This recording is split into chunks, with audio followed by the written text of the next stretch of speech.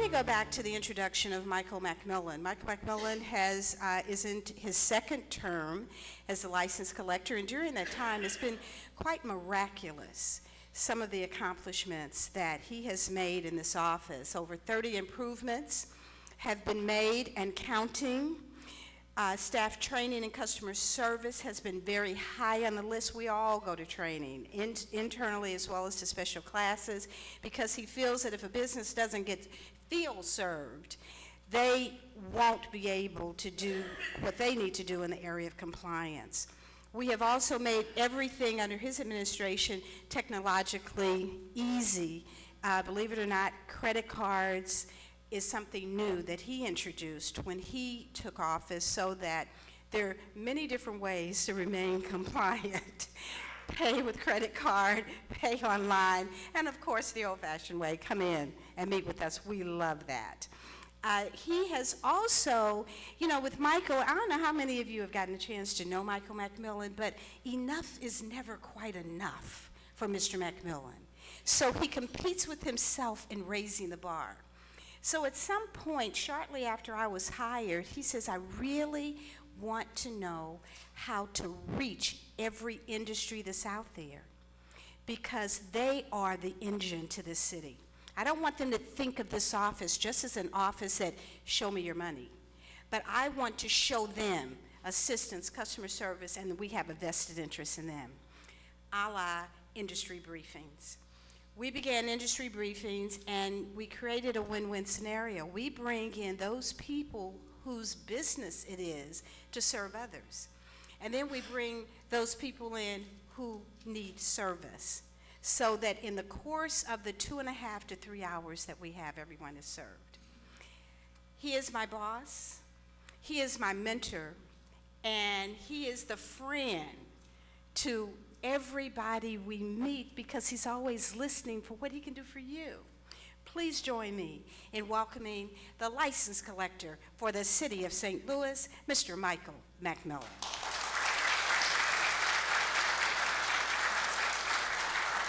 Good morning. Thank you all for coming today. You can tell that Charlotte is a former media personality, because she's a better representation of me than I am of myself.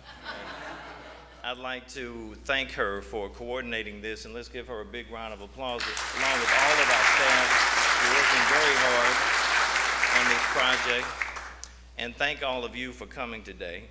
For those that did not make it, unfortunately, they are missing out on the fact that all of you here are going to get a 10-year tax abatement. We wish we could do such a thing in today's environment. As Charlotte has said, we have done an industry briefing for the past 5 years to make sure that all of the various industries that we work with have information about all of the resources that are available to you. And this is our second manufacturing briefing in the past 5 years, because we feel like the manufacturing component of the city industry is so important. We're very, very proud to have some very good partners with us today, and it's my pleasure to bring two of them with us today. And first is Mr. Rick Sims. Rick is the president of PNC Bank here for the St. Louis region, who is working very, very hard to improve not only PNC's bank and its presence from a business model, but also from a community standpoint. He is extremely active in the civic and charitable standpoint of St. Louis, working very, very hard to make sure that PNC is taking a leadership role in all of the various aspects of St. Louis. So let us welcome Rick Sims.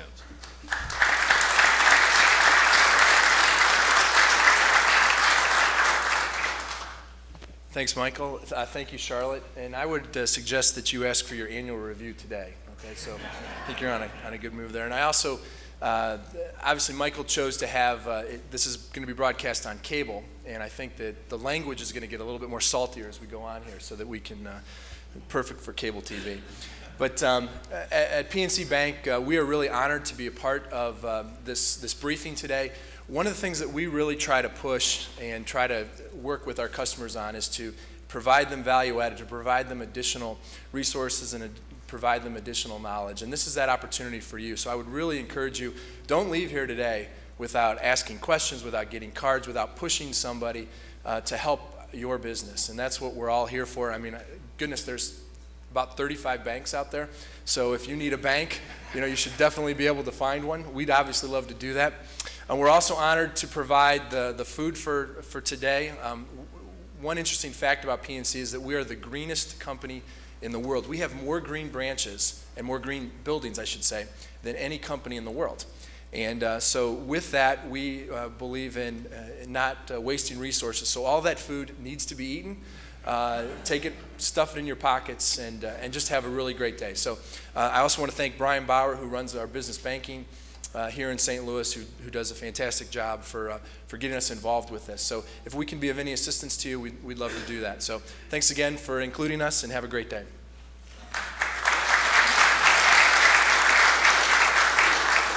Thank you, Rick. We're also very pleased with the fact that the U.S. Department of Commerce Commercial Services Division is partnering with us, and very pleased that Corey Simic is here today to represent them. He is also one of the main leaders in the industry working to improve the manufacturing community here in St. Louis. He serves as Director of the United States Foreign Commercial Service, part of the International Trade Administration of the U.S. Department of Commerce. He has been responsible for management of the National District Export Council program and has served a number of challenging and rewarding assignments, including China, Egypt, and Morocco. Corey Simic.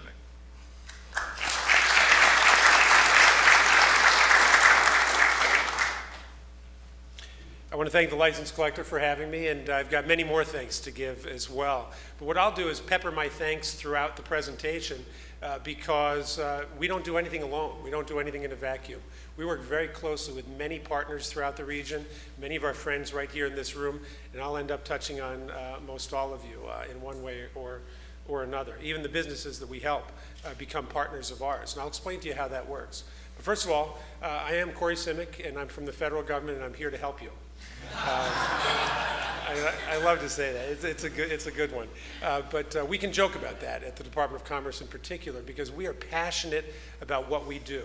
We really believe in exporting, and I'll point out why we do, and hopefully you'll walk away having that same belief and that same enthusiasm that we do.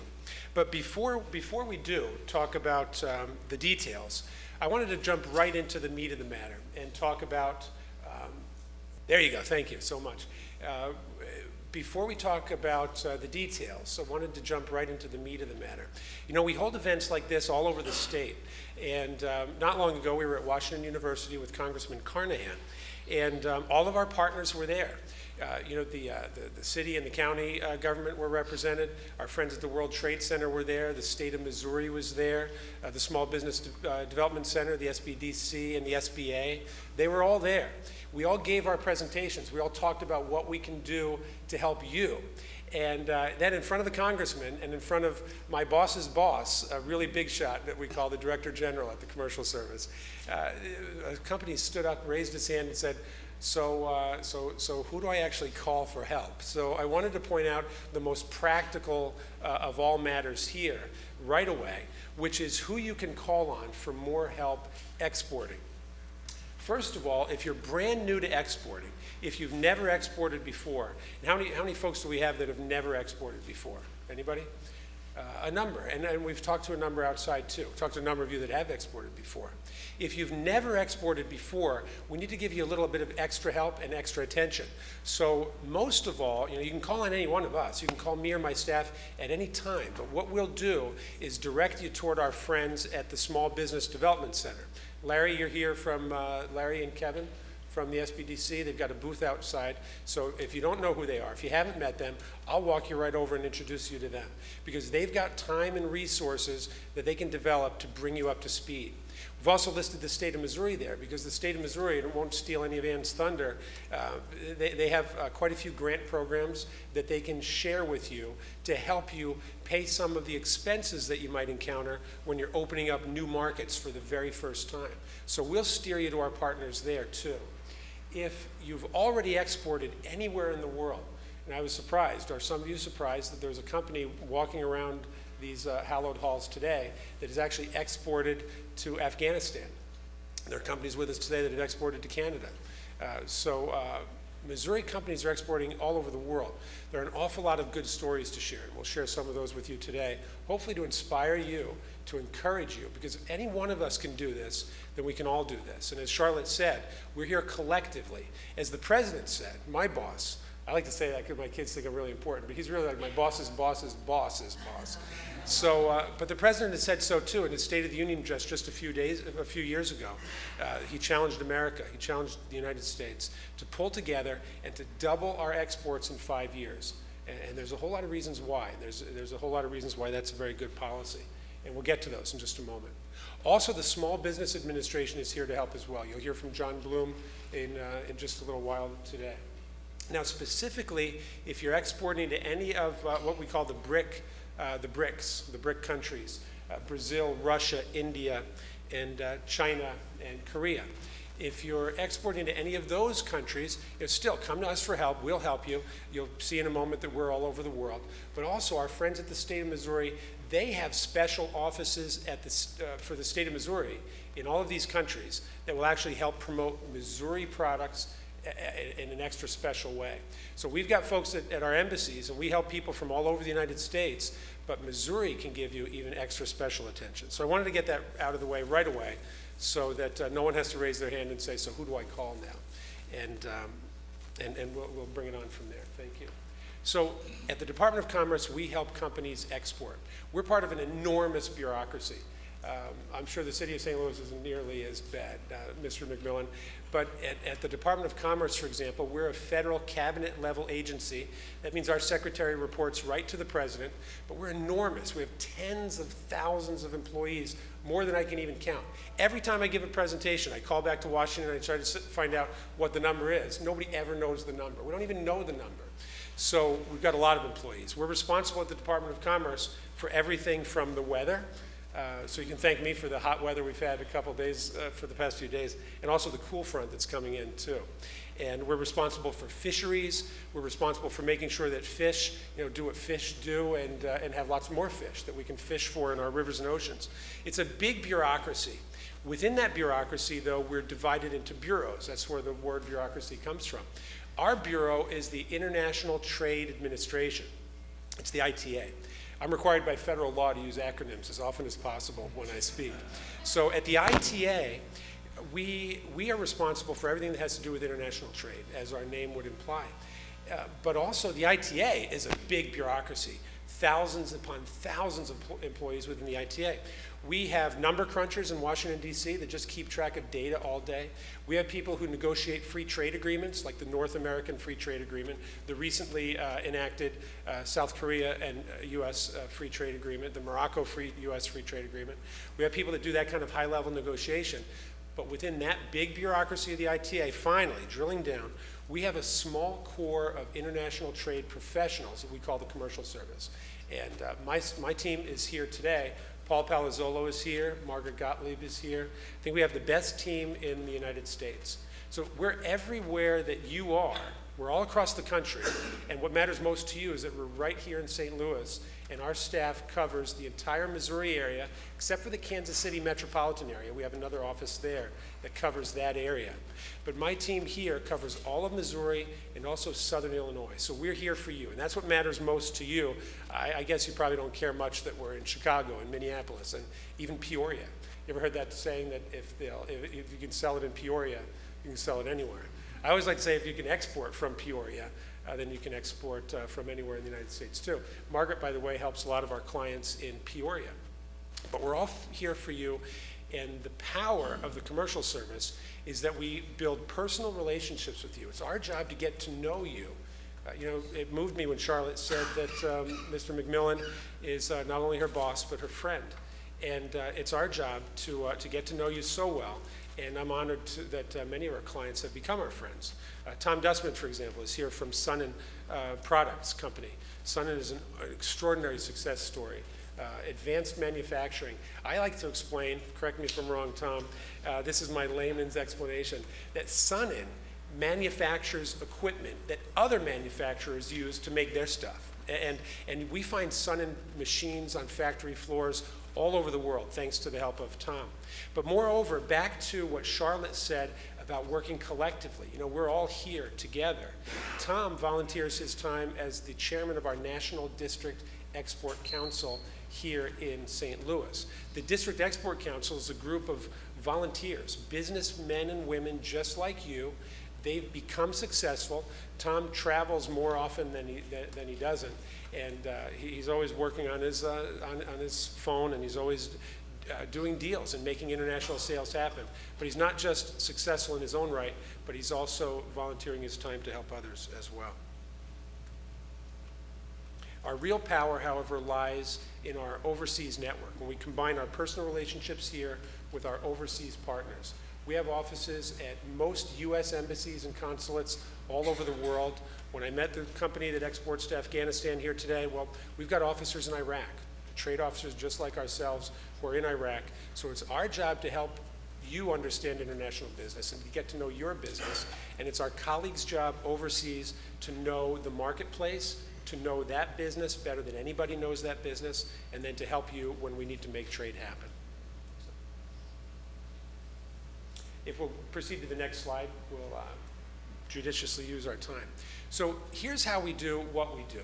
We help you to assess your export readiness. We're going to sit down and talk with you. I'm going to ask you 1,000,000 questions, probably more than your doctor asks you, because it's our job to get under the hood of your business, to find out what makes your business tick, what motivates you, what motivates your customers to buy from you, why do people buy, what do they use your products for, what are the features, what are the benefits of your product, and so on. We're going to ask you 1,000,000 questions. Where do you make your product? Where do you source your materials? All sorts of questions that will help us understand your business, because we really want to. We're really interested in your business, and the more we know, the better we can help you then. And then we'll help you identify the key markets for your product. You've all heard the example of selling refrigerators in Alaska, for example. Maybe it's not the best example, but there are certain markets in the world where certain products are more likely to encounter success. We'll identify those markets for you and determine your sales potential, and then we'll actually implement your export plan. That might include finding an agent or a distributor, and so on. In fact, it can include a couple of the other services that we'll get into in just a moment.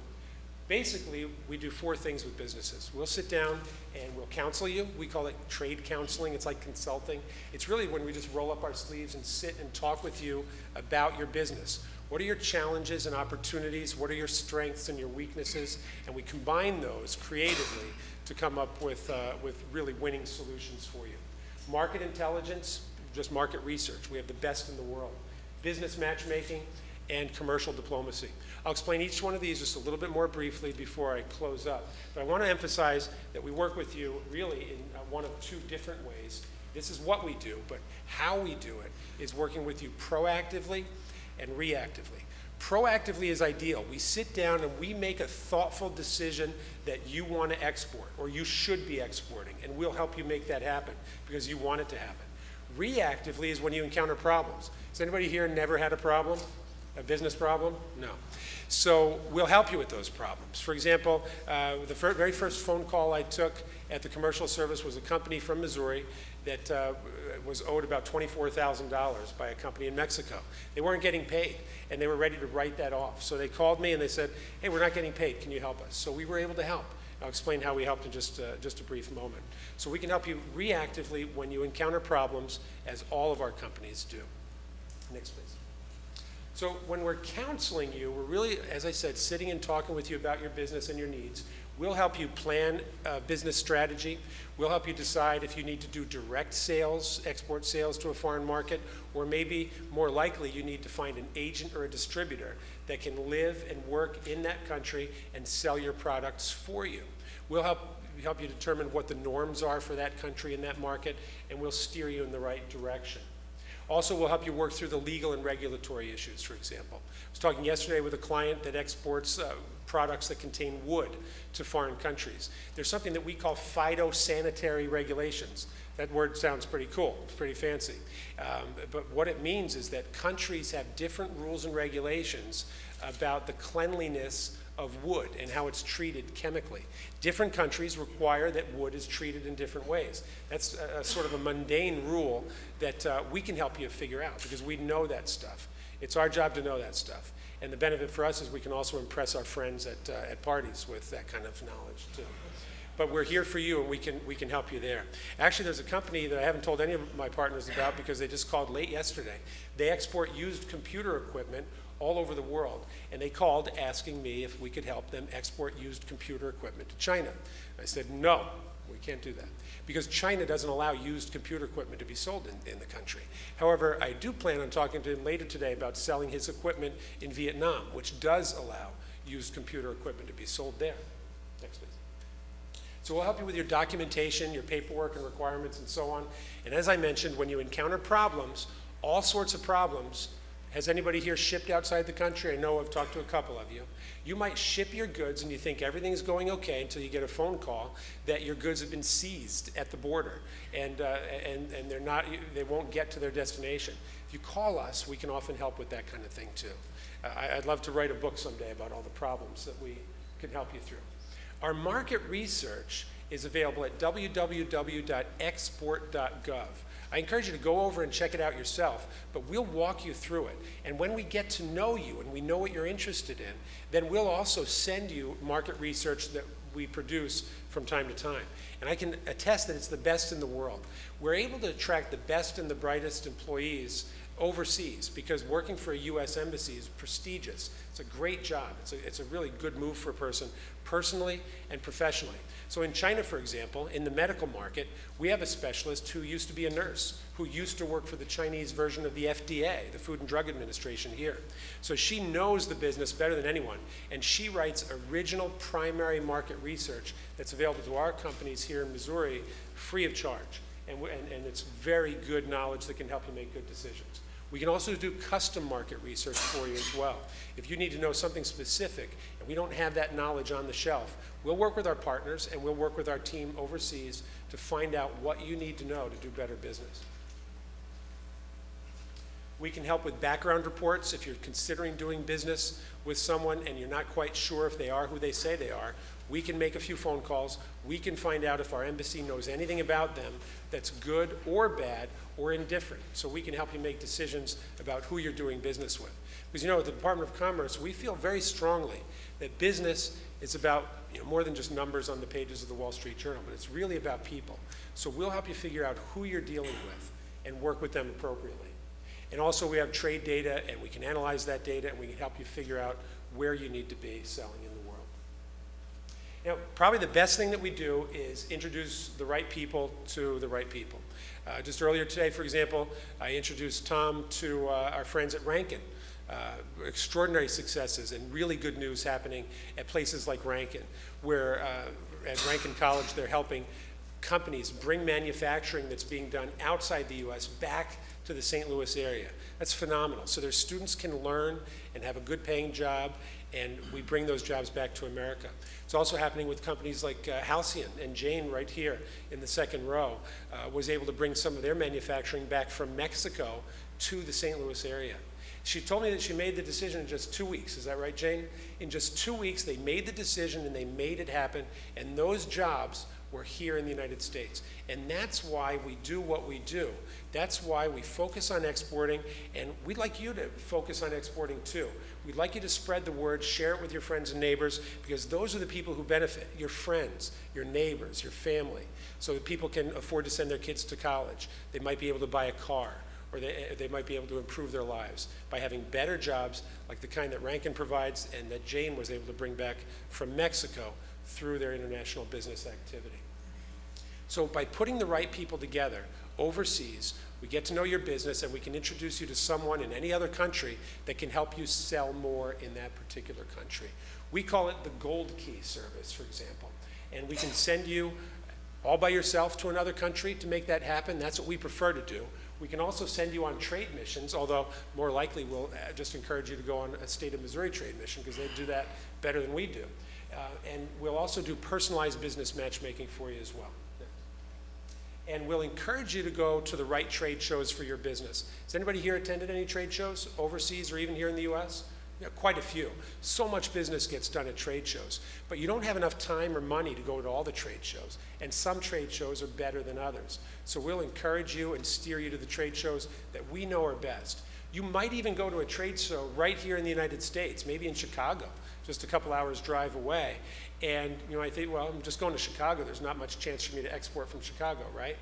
Actually, our trade specialists that are all over the world bring groups of foreign buyers here to the U.S. to attend the big, most important trade shows. So you might go to Chicago to attend the trade show that's the annual trade show for your business, but we'll help you meet foreign buyers at that particular trade show. The Gold Key service I've mentioned before, that's our #1 method for really making business happen for you. It's a matchmaking service. We get to know you and your business and figure out what kind of agent or distributor you need to work with in another country to make business happen. On the next slide, I'll point out some tips for the Gold Key. Basically, it saves you a lot of time and energy. We need about 8 weeks lead time, about 2 months, maybe 3 months at the most, to really find the best partner for you. So we need that time. And you've got to be willing to travel and willing to meet people in a foreign country, but almost always, and my team sometimes says, Corey, you shouldn't be so positive, but almost always, we virtually guarantee that you'll walk away with real business being done. You'll walk away with an agent or a distributor that will be selling your products for you, because we don't even allow you to go. We don't send you off on a Gold Key unless we've talked with our friends at the embassy, unless we've talked it over and over, and we know that we can deliver a real bona fide business deal for you. There's a very small fee for the Gold Key. It's less than $1,000 for small and medium-sized businesses. By the way, small businesses are pretty big. We use the SBA definition. That means a business with 500 or fewer employees. That's pretty big in my book. So for most businesses in our area, a Gold Key is less than $1,000. And then you'll walk away from that effort with real business happening for you in that particular country. Finally, one last thing we can do is what's called commercial diplomacy. It's a fancy name for when one government reaches out to another government and tries to influence that government on behalf of an American company. It can happen a lot. There was a Kansas City company, for example, that works on landfills. They do all sorts of environmental waste problems. And they were bidding on a deal in Casablanca in Morocco. And they found out that they were being treated unfairly. So we stepped in and we contacted the Wally. That's the version of the mayor. Like Mayor Slay would be Wally Slay, for example. And we reached out and we explained that this company was probably the best company for the job. And we were able to help them get the work. And just a moment, I want to encourage you to check out export.gov. And on the next slide, I've got my phone number. Please make a note of that number. Some of you asked for business cards, but I'm all out because I'm trying to save taxpayer money by not ordering any more. So if you'll reach out to us, thank you. I'm sorry for probably talking a few minutes longer than I should have, but I'm awful passionate about this. So talk to me personally and I'll talk more if you can put up with me for that long. Thank you.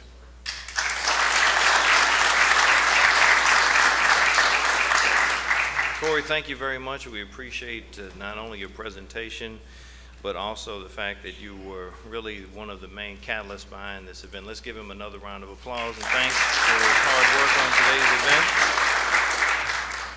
Well, it is now my pleasure to introduce some representatives of the License Collector's Office who are here to share information about our office and our procedures and policies. Our Chief of Staff, Mr. Aaron Phillips, who is a retired banker. We are very fond of bankers, as you can see here in the License Collector's Office. And we also have Mr. Darius Chapman, who was previously with the Regional Business Council, along with Alfred, who is retired as well from other corporate leadership roles, who is here, and they are going to represent the manufacturing department here. And let's give them a big round of applause and thanks for helping put today's event together.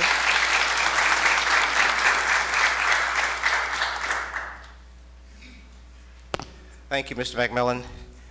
I just wanted to make sure that you see Darius and Alfred here because they are the two individuals that you'll be seeing making the site visits and coming to your offices directly and interacting with you. So these are the two gentlemen that I want you to know and become warm and fuzzy with because we want to make sure that we're giving you the proper service that you deserve.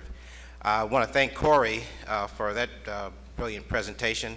And so what I'm going to do now is, since he's given you information about how to make lots of money, I'm going to just indicate to you where the money that you're going to make is going to go that we collect from you.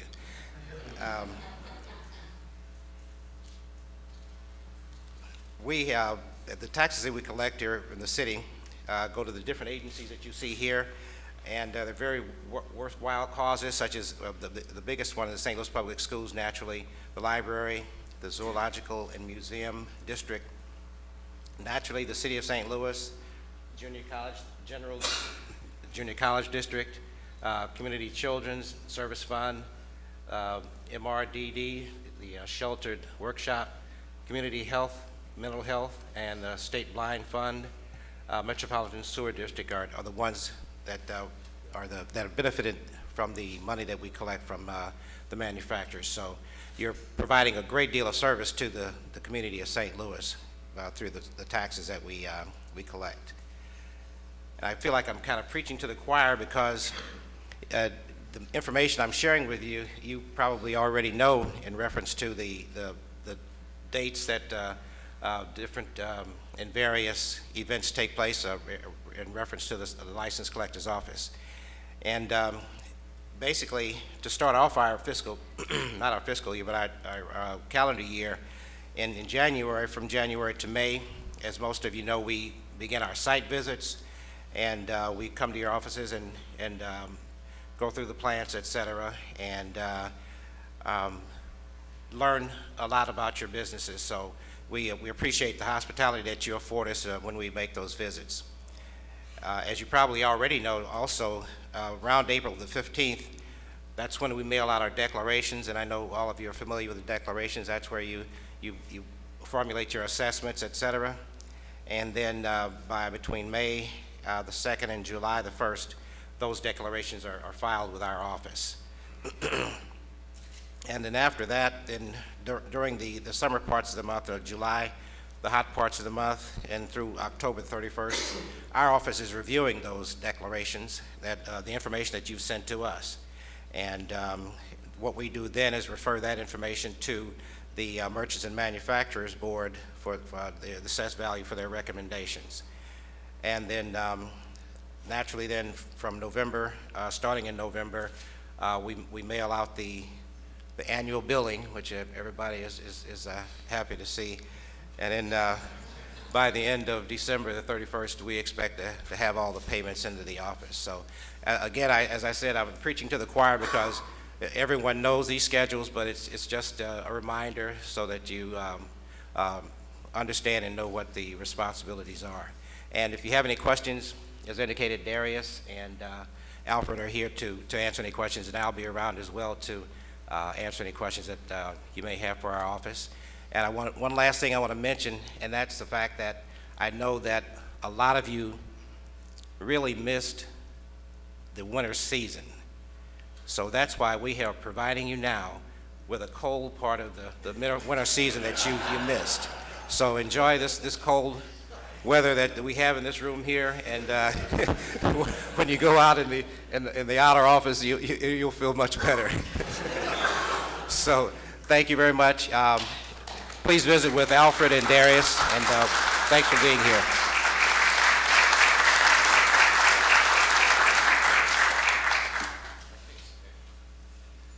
Thank you, Aaron and Alfred Brown, Darius Chapman. We want to tell you how much we appreciate your hard work and dedication, and the fact that you work with our manufacturers on a daily basis, and we appreciate all of the assistance that you give to make sure that all of the operations go smoothly.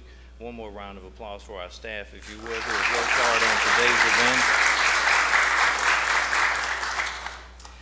It's now my pleasure to introduce Mr. Brian Bauer. Brian is with PNC Bank, and he has worked hard to make sure that today's event was a success as well. We're very pleased with PNC Bank by being such a good corporate citizen, and very thankful to them for helping with today's program, in addition to the fact that they have expanded their role in the city of St. Louis and are adding jobs to the city. We appreciate that very much and are very grateful to you for that. And he is going to introduce Mr. Mike Melton of the Missouri Enterprise Group. Brian.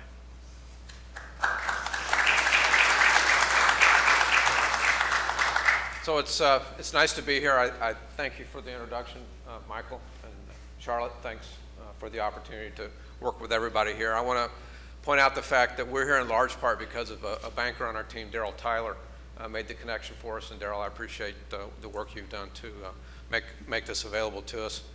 It's an opportunity for me to connect with some old friends, and it's also an opportunity to make some new friends, and we look forward to that throughout the day.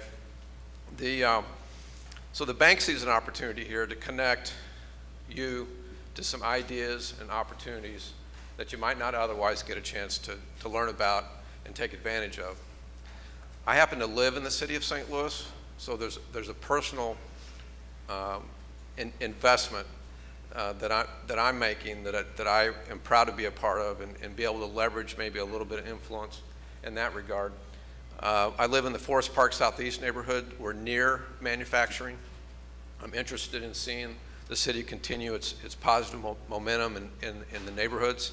Obviously, there's work to be done, and we want to be a part of that at PNC, and certainly the Bauer household wants to be a part of that. When you work with PNC, you find a bank that's willing to listen, seeks to understand, strives for alignment, and takes pride in its ability to connect its customers, prospects, and centers of influence to opportunities that will help them grow their business. Mike Melton told me earlier that the Thiels had recently become Women Business Enterprise Certified. Well done. Congratulations. An example of that in our business is we have a banker on the Illinois side of the river, and I happened to be there on the visit, that we wanted to be their banker. She wanted to become WBE certified. Our banker, because she is a woman business advocate, knew how to get that done for her and connected her to that process.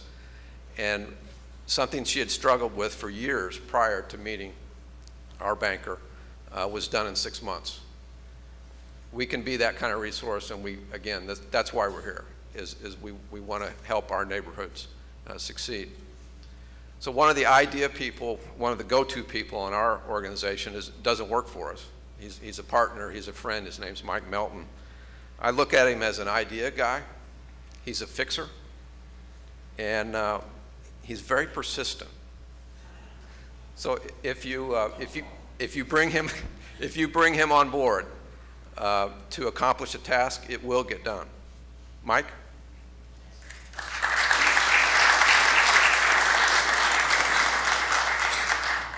Thank you, Brian. Thank you, Michael. Appreciate the opportunity to be here today. I'll tell you a real quick story about PNC and how we developed our partnership. A little over a year and a half ago, out of corporate, PNC was doing some market research and wanted to understand what markets they should be serving and where they could add value to. And manufacturing was one they came across, and on their own initiative, visited 8, I think it was actually 10 states, went around the country, and Missouri was one of those. And that was to the MEP centers. And every state has an MEP center, and Missouri Enterprise is the MEP Center, standing for Manufacturing Extension Partnership, or we have to use a lot of acronyms in our business too. We are a part of National Institute of Standards and Technology, which is part of partially funded out of the Department of Commerce. So once we partnered with PNC, we really wanted to understand the business side of the manufacturing space, and that's really in our wheelhouse from that perspective. The word trusted advisor might be one of those other words like win-win and partners, but we do try to develop that relationship with our client base, that we can be a trusted advisor on any topic. In fact, if any of you here today would have said, hey, I want to export, we would be referring you to Corey's group for that task, to be able to do that. But there may be many, many other things that you might be able to do, and we can be a conduit. We also have hands-on experience, and our hands-on experience revolves around business growth. Certainly our wheelhouse is continuous improvement. The key word being continuous. Those of you in manufacturing know that every day you get up, you've got to beat the competition, and you have to be able to do that on a consistent basis. You have to be able to sustain that. And those are some of the services that we provide at Missouri Enterprise. We have a host of engineers with subject matter expertise, everything from quality assurance to business development, website development, anything that a manufacturer might need. And again, if we do not have that expertise, we will find it for you. You know, there's always studies out there. Corey mentioned that he's got some studies for you. We had one refreshed back in November, and just a couple statistics that we still have a lot of work to do in Missouri, and this is specific to Missouri manufacturing. It's available in a report called the Next Generation Manufacturing Study. And that would be available to all you to try to save some money as well. It's a 37-page report. We'll send it to you. We didn't print a bunch of those to bring with us today, but just come by our area and we'll make sure that you get a copy. But for example, 52% of the businesses rate having a global engagement strategy is either important or very important, yet only 6% really do. So that falls right into the wheelhouse that Corey was talking about, and to be able to export these products. And it's amazing what's made in the state of Missouri. Absolutely amazing, and specifically in the city. One of my clients right now is one of the oldest companies in the city. They're the #1 producer of saddle leather. And they're down on Broadway, been around forever. Most people don't know that. We're very proud of those relationships that we have. 19% of the organizations have both talent and development programs in place to drive the human capital management into the next generation. Another study of that is most Missouri manufacturers, a very high percentage, I think it's in the 70% range, are individuals who are 55 years or older with no transition program. And that really scares us. We want to make sure that those succession plans are in place. What would happen if the proverbial bus would hit the owner? And we don't want that to happen. We want these businesses to continue. So we're very, please come by for that. But 25 years ago, quality management systems was on the horizon. And it's almost now that if we're talking to a manufacturer and if you're not doing some kind of continuous improvement, and we have many, many, many different diagnostic tools available for you to be able to pinpoint that issue. But the question I like to ask the C-level executive or the owner is, it's 2 o'clock in the morning, your eyes popped open, what's bugging you? Let's work on that one first and build a relationship to get you everything that you actually need in your business. But on the horizon and today, innovation. The last 2 State of the Union addresses, our president used the word innovation and talked about manufacturing. And that word means different things to different people, but we have developed and have a new system called the Innovation Engineering Management System. So it very strikes along the same way that all your other systems, your IT, your accounting, your quality improvement, all of those issues are captured in a way that not only keeps you on track, but brings product to market very, very quickly at a much lower risk. I'd love to talk to you about that as well at some point. Also, if you drop by our area out here, there's a new LinkedIn group. I'm sure some of you I know we struggle maybe a little bit with how to use social media in business environment, but LinkedIn, there is a new LinkedIn group called Made in Missouri LinkedIn. Love you to go out there and register on that for us if you could. There's information at our table for that. So, and again, and in case, I'm sure that people will want to know about that 10-year abatement, so I'll make sure that they contact your office, Mr. McMillan. Thank you so much.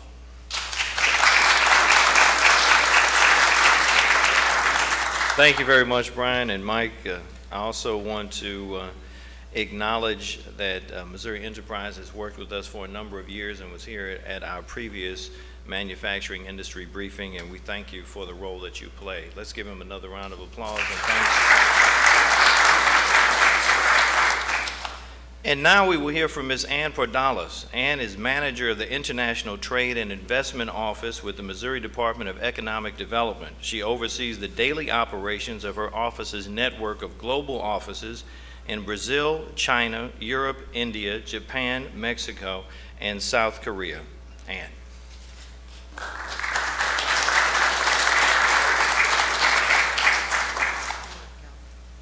Thank you. Mr. McMillan, thank you. Charlotte, thank you again for all the work that you've done to help coordinate this activity today. And to all of our wonderful partners, it's good to be at Old Home Week again, as we call it, on these types of activities, and great to be here. In my short time with you today, one of the things that I would like to do is, number one, make you aware of a grant program that the state of Missouri had applied for last year, was successful, obviously, and was able to get some grant monies. And if you see me bowing towards John Bloom during this presentation, you will understand why, of course, because this particular grant program, if we want to go forward, the Most Step Up program, as we've tagged it, is actually an initiative that we were able to work with the Small Business Administration on to get these monies and these funds. But before we talk about the program, just very briefly, if we'll go to the next slide, I want to tell you a little bit about our International Trade and Investment Office. As you can imagine, our headquarters are in Jefferson City. You know, staff makes it to St. Louis on a regular basis. We do have one staff person located here in St. Louis, but, you know, it's obviously not the same as having a physical presence here. So please know that you have an office headquartered in Jefferson City that's an extension of your staff that literally can help with the entire export process. We are the lead agency in the state of Missouri. Our Department of Agriculture also has an international marketing program. Any of your businesses, you know, related to, you know, food, packaging, agribusiness, commodities, et cetera, we help them export as well too. So by all means, you know, please don't hesitate to let us know. We'll make those introductions for you to the Department of Agriculture. My boss, go back just one second. My boss, as a matter of fact, the Honorable Governor Jay Nixon has tasked me with two very simple activities, and those are increase the number of Missouri companies that are exporting and increase the value of those exports. That's our key goal, and that's what we work off of in my office specifically. The primary objective, of course, is to assist these Missouri companies to export their product overseas, utilizing the services of our foreign offices. That network that we talked about, these are offices, they're contract for service offices that help you identify, help the manufacturers, service providers in this room to literally identify the best business partner for you in that market. And, you know, in a nutshell, these offices, you know, I'm not going to delve into, I've got a listing of our services here. I'm not going to delve into that too much today because I don't want to take up that time. You know, just like Corey mentioned, just like Mike mentioned, you know, it's all about relationships for us. We'll do the same thing. We come in, we'll counsel you. A lot of times we come on joint calls. As a matter of fact, with the Department of Commerce staff, and we look forward, you know, to that prospect of working with all of you, getting to know a little bit about your business, getting to know, you know, the variety of ways, you know, the issues that you're facing, et cetera, and how we can help them. Like Corey also mentioned, the proactive part of the service that we provide, you know, is the fun part. The reactive, as you can imagine, you know, when you do get that call and we've got, you know, a shipment stuck at customs and we need the help from your China office, please get on the phone. Those 2 o'clock in the morning phone calls, you know, none of us like to receive, but it happens on a regular basis, and we're here to help you work through those as well too. Very briefly, these are the services that we provide. I'm very happy today to be joined by two of my colleagues, Ms. Na Young, who is our International Business Manager. Her territorial responsibilities include China and Korea, and then Mr. Doug Potts. Doug handles Europe and Latin America for us, and he's a little weary-eyed. He's been working on a trade mission, as a matter of fact, that's coming up this month. So, you know, I'm sure he can help you with anything related to Europe and Latin America, and specifically Brazil as well. So, in a nutshell, the services that we offer. Like I said, we'd be happy to discuss these with you in detail at your offices, at your facilities, in order to further provide those services. And because of the fact that the majority of you are Missouri-based, headquartered companies paying taxes to the great state of Missouri, not only to the city of St. Louis, these services are free of charge to you, just so you know. We do charge fees for occasional activities like a trade mission, et cetera, but they are basically because we have to incur a cost on your behalf. So they're all, you know, revenue neutral, as a matter of fact. We do not make money off of these activities. We simply charge you enough to basically cover the costs that we've incurred, just so you know.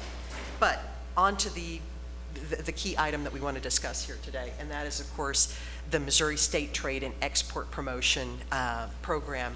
As you can see, we've got a cheesy little, you know, acronym here, if you will, but that's exactly what this is about. You know, that most step equals up, and we truly believe and honor that. And John Bloom, let me go ahead real quick, make sure. State Trade and Export Promotion, we can go to the next slide.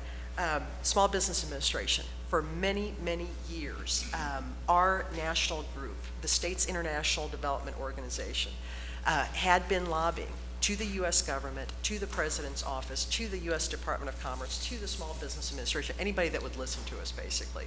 Because one of the things that we were requesting was funds, marketing resources to be allocated to our manufacturing firms. And that's why today's briefing is so important.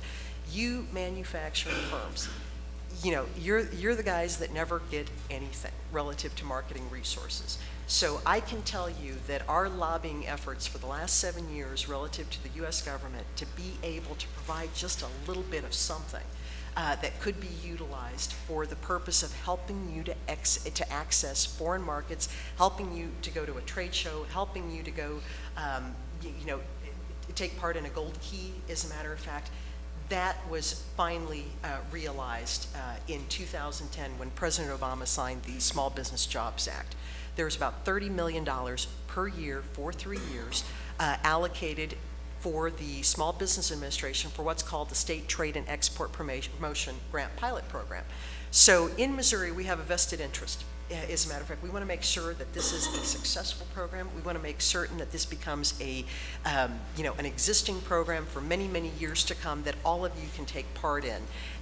And, you know, in order to do that, of course, we have to be successful, and we've got the money and want to make certain that you get it. But quite frankly, the grant was only given to the state trade offices, you know, all of the 50 states, plus a lot of the, you know, the territories were able to submit competitive proposals. We submitted a proposal, state of Missouri, in the Midwest, as a matter of fact, received almost $1 million for this effort. So, you know, like I said, we're very excited and very happy about that prospect. Again, the goals of this program: increase the number of companies exporting, increase the value of the exports. In our business, you know, it's very easy, as we talk about, you know, the service providers in this room.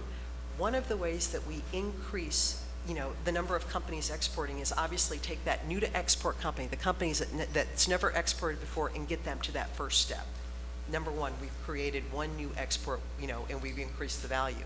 But more importantly, though, for those companies that are exporting, and those companies that currently export to only one market or 2 markets, and those, you know, typically tend to be Canada and Mexico, by increasing their market share, if you will, just to one of the global markets, to just one additional market, automatically we've increased, of course, the value of those exports.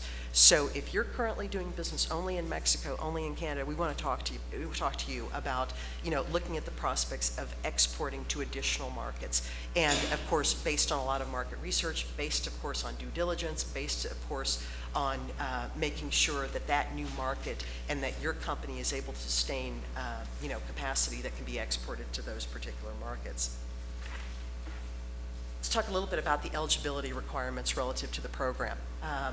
Eligibility, you know, we can run through those. 500 employees or less, of course, it's the Small Business Administration's definition, of course. Based on the no annual sales limitations, that's a little misleading. There are some annual sales limitations. However, I can tell you that, you know, for the purpose of the types of companies that we work with, normally that doesn't come into play, so we're usually okay. And if there is an issue, we'll work with you directly to see how we can, you know, resolve it. 50% of the value of the product must be derived in the state of Missouri.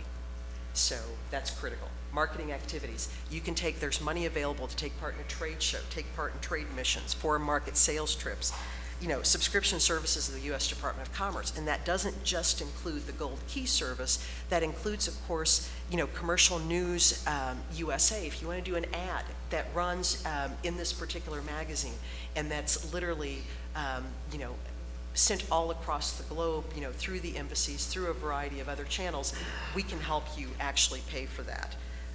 Marketing media. Let's assume that you need some banners. You've seen some wonderful little pop-up displays, et cetera, outside.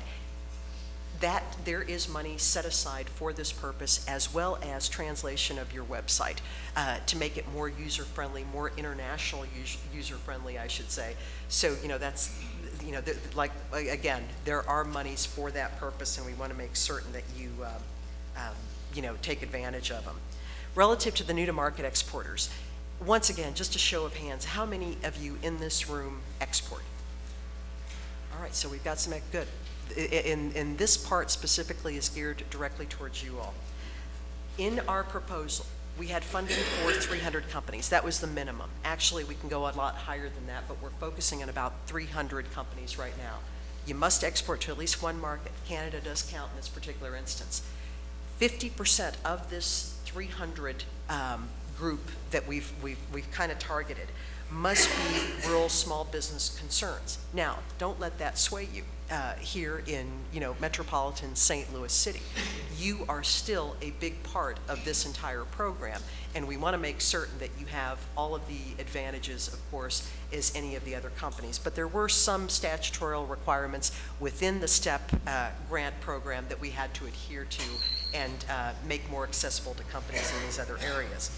25% or 75 of these firms must be women-owned, veteran-owned, socioeconomic disadvantaged, and on from there. So another kind of advantage, of course, for those types of companies.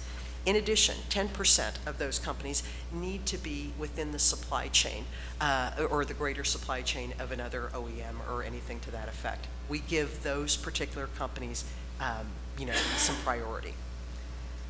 Additional considerations for the new-to-market exporters: maximum of 50% reimbursement on these activities in general markets, 75% reimbursement on activities in China. Again, a statutory requirement. We're trying to increase our exports to China specifically. And then a maximum of 60% reimbursement to the BRIC countries. And if you'll see, we've changed the BRIC definition up here, and we did that on purpose, as a matter of fact. Not only are we talking Brazil, Russia, India, but we're in, because China, of course, already gets a 75% reimbursement, we're talking about Korea. Last month, many of you know, the free trade agreement, was inaugurated on the 15th of March. That is a critical market for Missouri exports, and specifically for Missouri ag exports. So anybody wanting to do business relative to that market, you also get 60% reimbursement on your activities. So that's critical to note. And as I said, those marketing activities we discussed, trade shows, trade missions, et cetera, it goes on from there. Relative to the new to export small businesses, and let me see a show of hands on that as well too, just very quickly. Some of you that are thinking about exporting that haven't been okay, et cetera. The new to export companies, one of the things that we can do for you is help to pay export training. Corey mentioned in his presentation earlier, we partner with the Small Business Development, and Larry, good to see you, our good partner, as a matter of fact, from the SBDTC's network all across the state. But we're able to provide for you training. Training in St. Louis literally kicks off through our partners at the World Trade Center just later this month, April the 17th. So if you're interested, you get a 50% rebate on the amount of that training. So by all means, we'd love to talk to you about it. We'd like to get you signed up. One of the things that we've done relative to the export training program is we've made it very user-friendly. We've been very sensitive to the C-level time, resources, et cetera. It's a 3-month program. And let me tell you just very quickly what that involves. First month, you've got a half-day session that you're going to have to attend. The second month, you don't have to do anything. Staff will come visit you, coach you, and literally help you through the process with regards to any type of training, or any type of homework that you may have. The SBDTCs in the state are taking the lead on that, and of course they'll have support through the U.S. Department of Commerce, through myself, as a matter of fact, and through the International Trade and Investment Office, and through a variety of other partners as well too. Lastly, as we talked, the criteria relative to these new to export companies, and if you're thinking about doing that, you have to, as a matter of fact, make certain, what we're looking at with regards to those particular eligibility requirements. You don't currently export, or if you're exporting, these are sporadic sales. And what we mean by sporadic sales, maybe somebody on your website, maybe you exported a small package to Canada, or maybe you exported something down to Mexico, but it hasn't been a continuous stream. You don't have a distributor in place, et cetera. So that's kind of how we're defining that. 50%, again, we're talking about the firms relative to, the breakdown as we talked about just a few minutes ago. Let you kind of look at that. Other general considerations, we talked about the 50%, rebate relative to the training, but we also want to talk about, monies available to those companies. Even though you're new to export, you still get monies with regards to marketing media and, of course, the website translation and on from there. Of the companies that we're able to literally help with these export training programs that are going to be taking place all across the state, one of the things that we want to do is we want to give you some hands-on training. So 25 of those companies going through this program will have the opportunity to take part in some of those marketing activities that we discussed just a few minutes ago. So how do we get you involved? How do we get you registered? How do we get you going? And if we go on to the next slide, and directly after that as well too, what we have done is we've created an export portal, a website specific to the Mo Step Up program. And that, of course, www.ded.mo.gov/MoStep. If you get on that website, you will see everything that you want, that can possibly help you about the program, but even about how to step up, literally, how to get registered, how to apply for the funding. But more importantly, we're trying to make it a little bit more user-friendly for you, because not only will you, number one, register first, then one of our staff will pick up the phone, actually call you, and then help you through the entire process so you know how to apply. I'm not going to lie to you. There's a little bureaucracy, relative to the application form. It's about a 4-page form. But here's the good news to this. You do it the first time. Every time you apply, and there's no limit on your application, there is a cap of $15,000 per company under the program, but there's no limit on to how many times you can apply for activities, the marketing activities that we discussed. So you complete the application the first time, and then the second, third, and all the way on down, you just have to change the items on one page, and that's the budget page. So you get past that first time, you're good to go, basically. And like I said, all of those items will be found, of course, on the website. Once again, just touching very briefly on the activities that can be funded. I'll let you go through that list as well, too. But want to talk about specifically a couple of some of the key highlights within our program. If we go on to the next slide, we'll talk about the Mo Step Up, the BRIC initiative. What we were able to do under our program is we were able to establish the parameters under this BRIC initiative that helped the state of Missouri open 3 new key trade offices. Those offices, Brazil, China, Beijing, as a matter of fact. We currently have an office in Shanghai, but we opened a second office because of just the overwhelming interest relative to China specifically. And the third office in India. These are key markets for the state of Missouri. We see the potential, we see the growth in those markets, so we needed to have some boots on the ground, and this BRIC initiative was able to help us do that, as a matter of fact. In addition, both NA and both DUG, both contractors with the state of Missouri that were hired under the auspices of this program to help augment our staffing in Jefferson City and help literally get the word out to you companies and be in a position to visit you and counsel you on the program and the merits of the program. You will see that Russia's kind of very prominently left out of this. Relative to our initiative, we weren't able to open an office there. And I'm not going to lie to you, Russia's been a little bit disappointing to us as a market for a variety of reasons. But more importantly, though, if you're still interested in doing business in Russia, we will work with Corey's team, with the FCS in the market, and we will literally help you do any type of activity that the U.S. Foreign Commercial Service will help support in that market. So, relative to Russia specifically. Additionally, under the program parameters, we placed 4 export projects into the program. One of them, of course, a Missouri wine branding campaign. Any of the wineries, in the state of Missouri can actually take part in this. We were able to identify some key markets with key industry sectors, and that's why you see the 4 projects up there that you do see. So China was very important to us to literally make certain that we were able to sell our Missouri wines. Additionally, bioscience projects in Israel, health science services and equipment project in Saudi Arabia, feed, food, and forestry, the 3 Fs in Vietnam, another key market. If we go on to the next slide, another key component is governor-led trade missions. I'm going to share a little secret with you. Heard it right here today. Governor Nixon is on the other side of this state, as a matter of fact, announcing that he'll be leading a trade mission to Brazil later this month. We discussed that just a little while ago. We're very excited about this opportunity. We've got about 15 small businesses that are actually traveling with us, but we also have our flagship sponsoring firms as well too that are taking part. So we're going over with a pretty good sized contingent. We're very pleased about that, and we're looking forward to a trade agreement, of course, with Brazil that'll help even a lot of the exporters in this room as we proceed forward, as a matter of fact.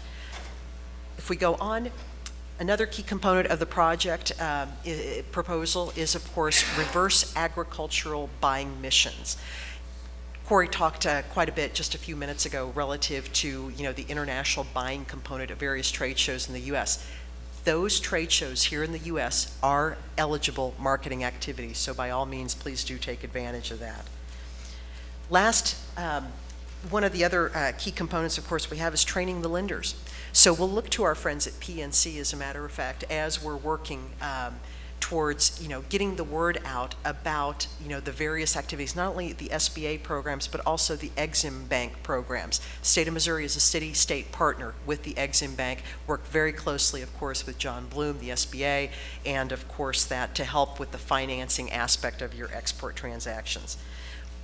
Go on to the next. We've talked about the export training program, just a little more detail there for you. And then last but not least, of course, register. It's very important. The website is very user-friendly. Please get on there, register. We'll contact you. We'll help you through the entire application program and get you started in the program. And finally, I just wanted to let you know, we're not islands, just like everybody said. We work very closely together. Our partners for the Mo Step Up program are listed here, and as you can see, the majority of those that you've probably already met are here in the audience today. So, we're extremely proud that this entire group statewide came together and was able to put together a great project proposal that got us almost $1 million in the state of Missouri. Last slide, contact information. Please do not hesitate to pick up the phone, call us, email us, whatever is more convenient. We talk about, being passionate. We talk about, getting the export word. These are exciting times, and under this STEP grant program for us, even more so. So we'd love to have the opportunity to talk with you and chat with you about how some of this activity can actually help benefit your firm. Thank you very much.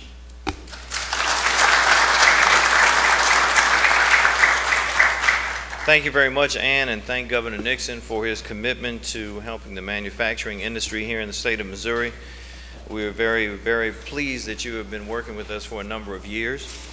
Our next presenter this morning is Allison Zeidler, who is the Project Manager Analyst for the St. Louis County Economic Council's Business Development Division. She is responsible for connecting businesses with the tools needed to grow. She is also responsible for managing the Foreign Trade Zone number 102 on behalf of St. Louis County Port Authority. Allison.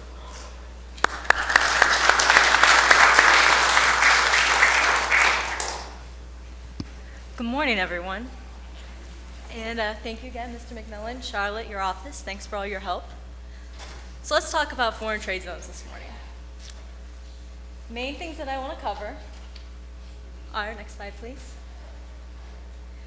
I want to define what an FTZ is, not just what you'll find in the regs, but let's actually break it down into language we can understand. Further, why do we have foreign trade zones? Why are they important? What are the benefits of the zone? And also, St. Louis specific information. We're in St. Louis, let's get it local. So first, what is a foreign trade zone? If you go to the next slide, these are what the regs say. It's a lot of prepositions and not many periods. So let's get to the next slide. What it really means is it's an area where you can do importing and exporting. You get special customs treatment. Pretty easy when you look at it that way. Purpose of the zone, make international trade accessible to our companies, and ultimately to target local growth and investment. Not just with money, but in jobs and everything else. That's what we're all after, right? Thank you. Benefits of the foreign trade zone. There are about 6, 7 main benefits I'm going to go through right now. So the first is exports. If you import an item, manufacture it, warehouse it, anything, and re-export it, you never pay a duty on that item. It's like it was never here. So, it further goes into saving you the merchandise processing fees. If you're already in exporting, you're kind of familiar with those. If you're not, foreign trade zone status will help you avoid it all. Significant expense and complexity of duty drawback. So after your things are going over and you try to draw back duty, you don't have to worry about that complexity. NAFTA countries, duty drawback is even a little bit more complicated. Foreign trade zone helps you entirely eliminate that complexity, which is fantastic. Next slide. Thank you. Cash flow savings. Say you import a lot of product and you store it. That's pretty frequent for our warehousers, distributors, even our manufacturers. Basically, once you import your items, you don't pay duty until they leave into domestic territory. So in terms of cash flow savings, it's tremendous. Back before the recession hit, companies would look at that as more of a borrowing statistical interest payment. Now it's liquidity. Any way you look at it, it saves our companies a lot of money. Next slide, please. So inverted duty savings. Oh, sorry. A company may wish to bring a bunch of items in, then manufacture with it.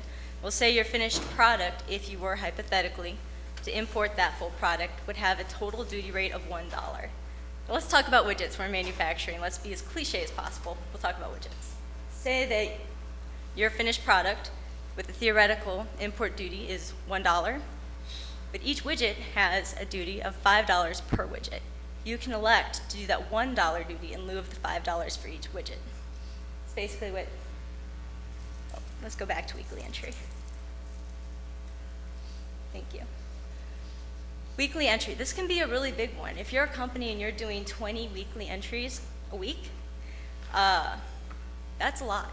There's I crunched some numbers, let me find them. So a sample customs broker fee is $125 per entry.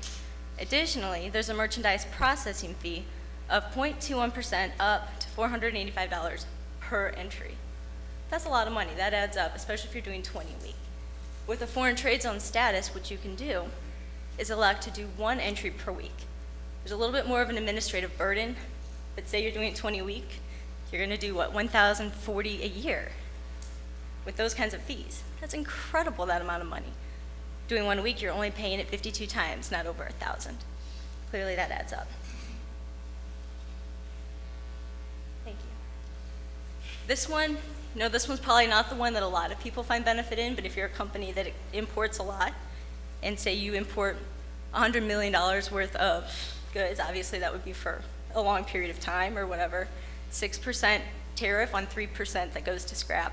That's almost $200,000. So again, it may not actually apply in many situations, but if it does apply to you, come talk to me and we'll talk about it. Next slide. Perfect. If you're a company and you do work with other foreign trade zone designated companies, it is free to go ahead and transfer your information from zone to zone without having to do any entries at all. It's called in-bond transfers, and it's very beneficial, and it can also, in terms of quantifying it in the dollars, a little bit harder to translate it into money, but what's really helpful with this is it helps build up your client base. So say you want to work with another foreign trade zone company, you guys can intermittently change goods without doing entries. So let's talk about St. Louis. We are foreign trade zone number 102. All foreign trade zones in the nation have a number. Ours is 102. The grantee is the St. Louis County Port Authority. I manage them on behalf of the Port Authority. The Economic Council is who I work for, but the Port Authority has the grasp in the city and the county and our whole territory. So don't let the Economic Council part throw you off for the county. A side note, we're talking about FTC designation only. You have to do an activation process with customs. It's a little bit more specific, but you'll know whether or not that it's right for you before you ever have to get to the customs level. All right, 3 types of zones are available. You've got your magnet sites, you've got your usage-driven sites, and you have your subzones.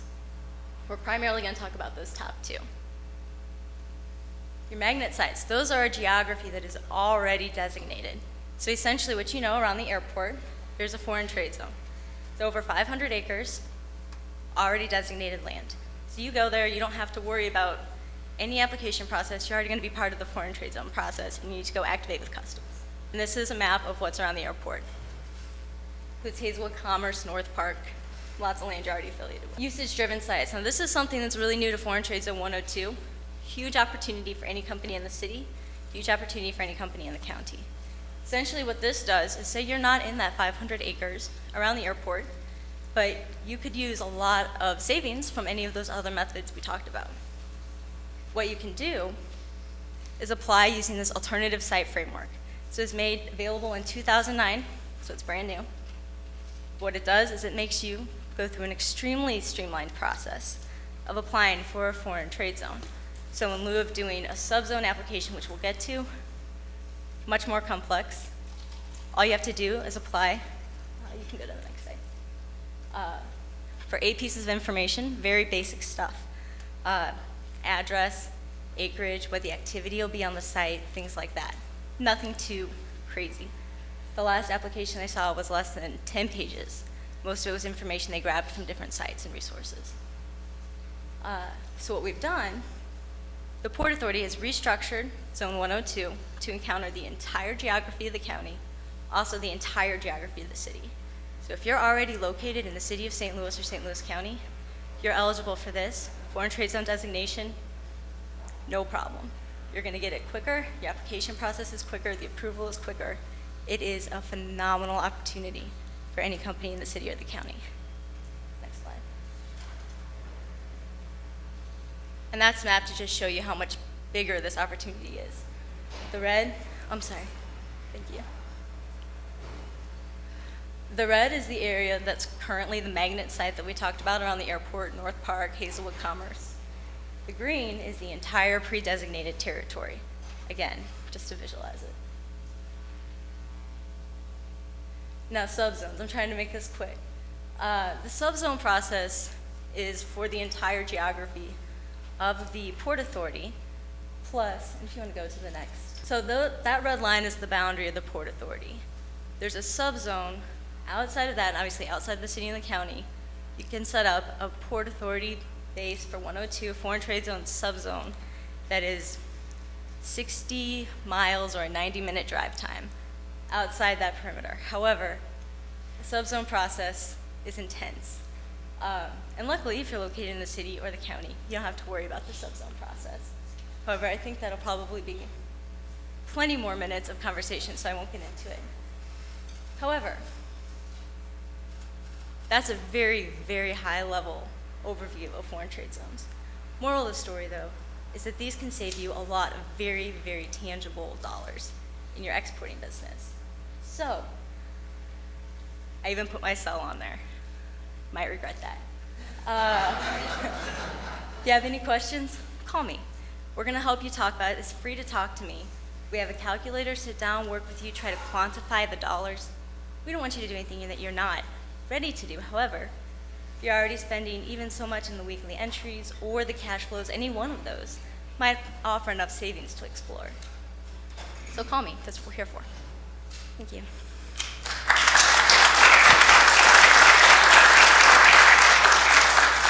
Thank you very much, Allison. We appreciate the cooperation from St. Louis County, and we look forward to working with you. Our next speaker this morning is John Bloom. He was with us in 2009 with our original manufacturing industry briefing, and we are very pleased to welcome him back this year. John is the Regional International Solutions Manager representing the U.S. Small Business Administration. John covers 4 states, Missouri, Kansas, Arkansas, and Oklahoma. He is responsible for administering the SBA's export loan payments. His responsibilities include the Export Working Capital Loan Program, the International Trade Loan Program, and the Export Express Program. Let us welcome him. Thank you, John.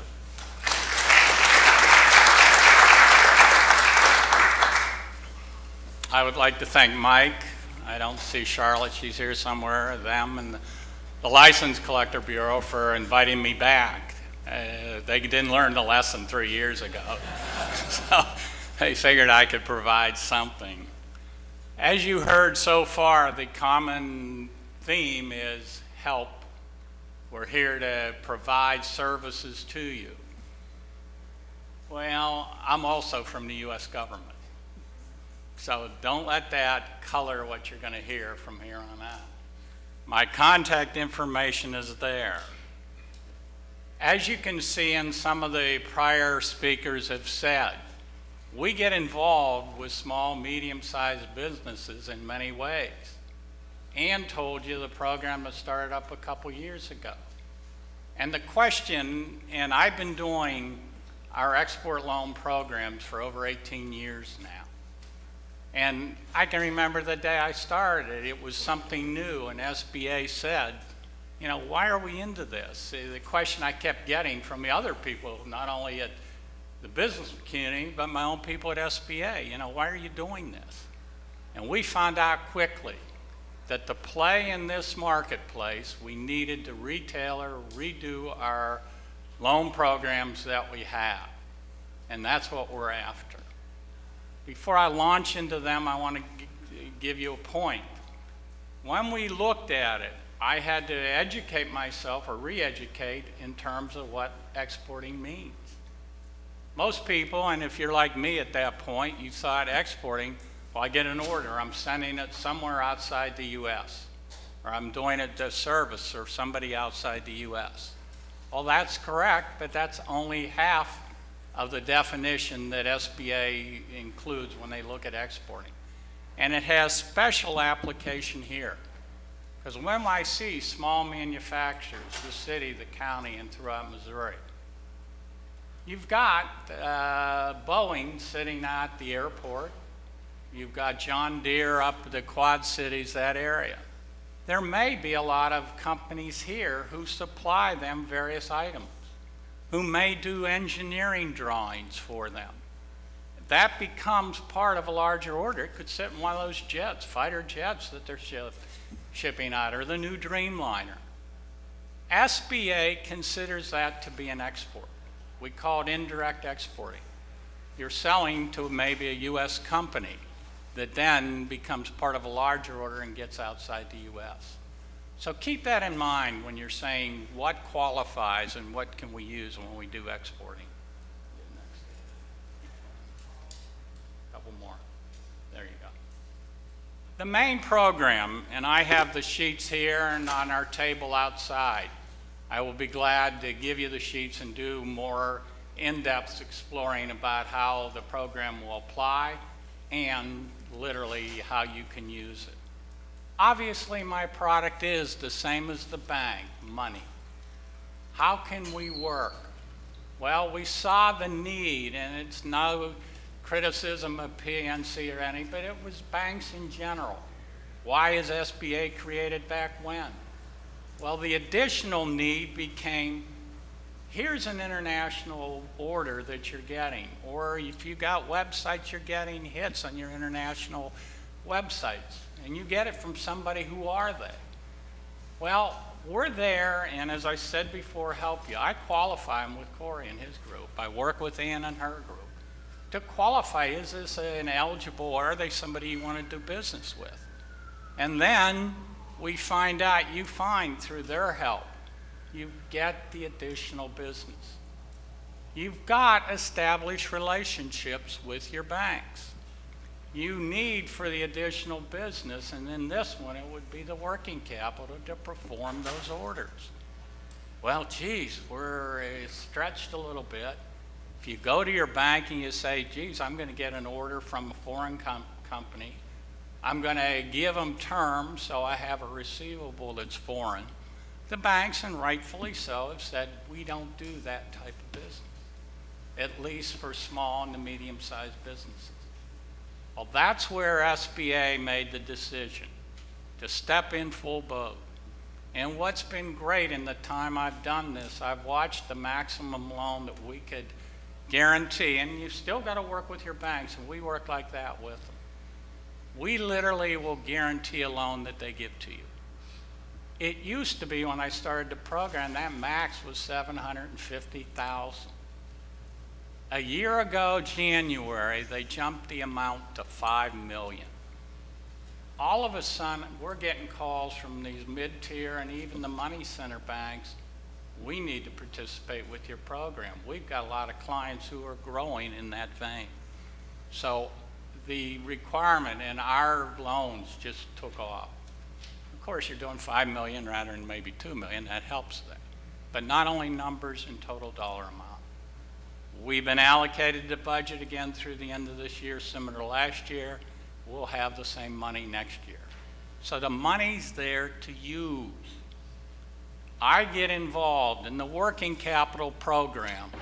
Think of a credit card you have. It could be a revolving line of credit, and you've been approved up to some limit. I've done over 3 of them at $5 million, literally a revolving line. And we'll talk about collateral in a minute. Sometimes a way to approach your banks, and I hope the banks understand I'm talking out of 2 sides of my mouth. I'm from the government, so I can do that. One hand, I'm talking to the customer. I'm saying, this is how to use it. The other hand, I talk to the bankers.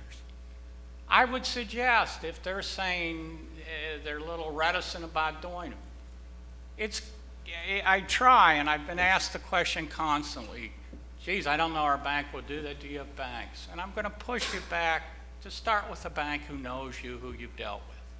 If they firmly say finally no, then start looking around, and I'll help you find somebody else. But maybe a way to start, and rather than the revolving line of credits, do a single contract. If you get an invoice, use that. We allow the banks to loan to you all your costs in that contract. So you can see it works well. Look at the bottom one up there. If you hear the word and you go into your banks, tell me if I'm wrong, and I'm not picking on you. You go into your banks and you ask for a standby letter of credit, $100,000. They're wonderful. They'll say to you, give us $100,000, we'll put it in a CD and we'll back it with that. Well, that's not a lot of help. As part of this program, and we tailored it after, and we work in concert with the Export-Import Bank, we take them to $5 million, and you need more than that, we'll move you, and I'll help you to make the contact at the Export-Import Bank. But literally, for that $5 million, if you need as part of it, and if you deal with a governmental entity outside the U.S., they're going to ask for probably money put up in terms of a bid bond that turns into a performance bond that then turns into and is backed by a standby letter of credit. We will back that type of use of funds. It can be part of the total project. One of the first deals I did here in St. Louis, you have a seismographic instrumentation company that makes those instruments. $700,000 contract in India. They needed to put up a standby letter of credit, $100,000. That was part of that deal. So they had it. Our requirement is you don't have to collateralize at 100%. It's only 25% with cash, near cash, so it works well. I mentioned Central Trail revolving line. Banks, 90% guarantee. Again, out of both sides of my mouth, the bank's getting a 90% guarantee. You're in there saying, geez, what are you going to charge me? We don't get involved with rates, but if the bank's getting 90% guarantee, you know, their risk has obviously been mitigated. It's usually 12 months or less for revolving lines of credit. We can do out to 3 years on a contract if you've got that. So we're very flexible in this program. 18 months, well, it's actually 36 months. I mentioned interest rates. It's negotiable with the bank. And again, you're arguing from the point you're getting 90% guarantee if they'll do it. They're arguing it's higher risk for us. We need to charge to cover that. So work something out. Folks, if you win, The bank wins and we win. And it's a triple win situation. So don't look at us as trying to figure ways not to do deals. We're there to help you, truly. That second part is another reason why you do 12 months or less and this program's good. Your cost and our only charge to you is 1/4% of the guaranteed amount. On a $100,000 loan, that's $250. That's all that goes to SBA. The bottom line is, again, a charge that goes to the bank, so you don't have to worry about that. And we do that in the front end, collect that. If you go longer than 12, we're going to have to go to a higher rate, 2%. So I suggest doing a year or less. Even if you have a long-term contract, if you do it in stages, you can stage it, we can work that. Eligibility's been mentioned before, and everybody keeps saying 500 employees or less. That's the basic and has been SBA's quantum for years. Actually, if you're a manufacturer, we can give 25% leeway there. Plus, when they redid the programs a year ago, January, they gave an alternate size standard. Let's say you have 1,000 employees. Well, you aren't eligible. Well, let's go to, that's A. If A doesn't work, we go to B. B is if you have a net worth of less than $15 million and made, on average, less than $5 million in the last 2 years. So if you don't qualify A, we'll take you to B, and maybe you'll qualify there. So we find a good number of companies. Congress is really, they've taken our administrator and elevated her to cabinet level status, and these programs, as you can see. We do ask that you be in business for a year for this program, so it isn't for startups. We will refer you to the various agencies, your various bureaus you've heard before to get to that. If you're an export management or export trading company, you got to take title to goods because they become your collateral, which will be part of the next rate.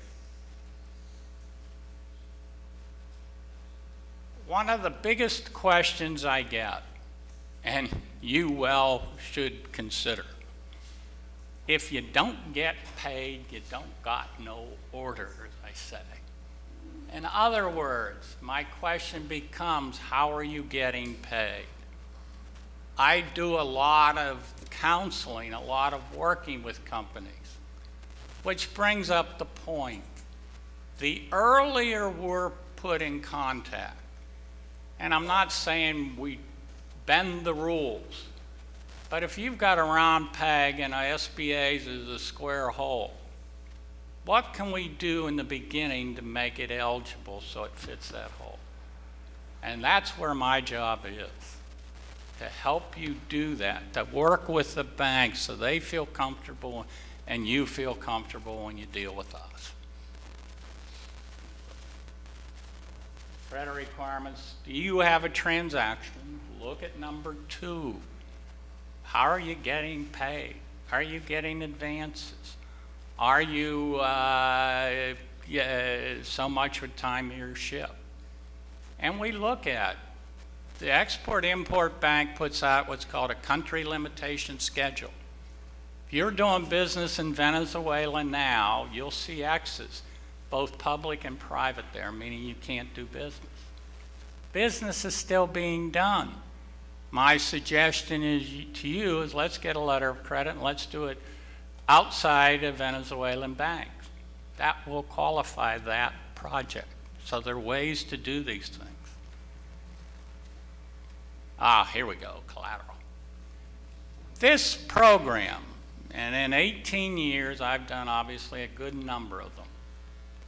Only twice, and we always get criticized that we take the firstborn and my God, you got to educate them anymore. We don't need them. We fall back and we take the inventory and the receivables associated with the contract.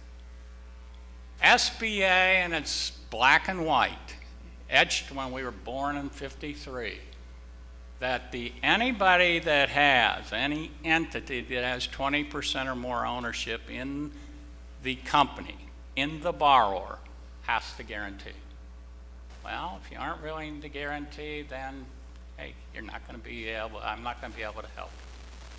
I mean, don't you back what you're telling us? Don't you feel comfortable with that as our attitude when we look at that? This program here was a real winner last year. We did 3 of them. Obviously, something was wrong with it. This year, I've done 3 in 1 month, and I'm one of 18 doing the programs throughout the country. It has been changed. This one differs from the working capital because the working capital was working capital, associated foreign business. This one is basically your fixed assets. Do you need more machinery and equipment to handle the additional business? Do you need some working capital and it has a permanent status to it? Can be done here.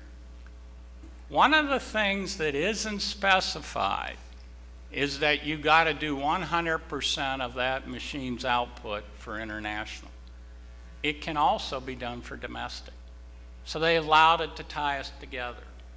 Part of the reason why it has appeal, we've taken the guarantee from 75%, now it's 90% on a term loan. Terms can be out 10, 20 years, depending on equipment and what we're talking about. We understand if you're going to buy inventory, you're going to bring in, you get volume discounts, quantity discounts. So we allow that to come in knowing that some of that's going to be domestic. You've got to do some component, you've got to do international. Another thing in this loan program that they allowed, which is great, debt refi can be done here. So if you definitely want to move a relationship to your bank, or as I did with a company about a month ago, they had made a short-term loan in January. They then came in under this program to increase the size of the building, to bring in 5 new machines and permanent working capital, and the final component was to refi debt they had done earlier. We put it on a 10-year basis. That is allowed. So again, the programs are there, they've been flexible, and we are using them. Oh, we do take first, and any of the assets we're backing. So we look to that, but it's not everything. And I mentioned the personal guarantees before. Only twice in 18 years have I ever secured the personal guarantee with a house. So if you're doing a year to have the house tied up and doing it, we don't need that. If you're only borrowing your expenses in there, and it's a short-term loan program, and those orders take few months to occur, we know if something goes wrong quickly. And you may hear a lot of things about SBA, but that single program has had a delinquency, a loss ratio of delinquency and loss less than 1%. So knock on wood. The last program I want to mention, I'll talk to you, is an Export Express. PNC is what's called an express lender, and there's a number of other ones here too. They literally have gone through extra SBA training. We've taken the loan processing, loan credit making authority and given it to the bank. All they have to do is decide they want to do the loan. They don't have to send it to us, which allows me also to say, and pat me on the back, the international trade loan and the EWCPs I process here in St. Louis. You don't have to send them, or they aren't sent to our processing center in California. So I've done all of them. And contrary to taking months, 6, 7, 8 months, in 18 years, it's never taken me more than 2 weeks. That's if the full package gets to me, and I'm looking at those packages when I get them to figure out, do I have something missing? And calling people to get it, working with you in the back. So I will sum up. We are here to help you. We want to see you use the money. We want to work with the banks to make this happen. And given enough time and doing it early, we have the flexibility to be able to assist you. So please use us.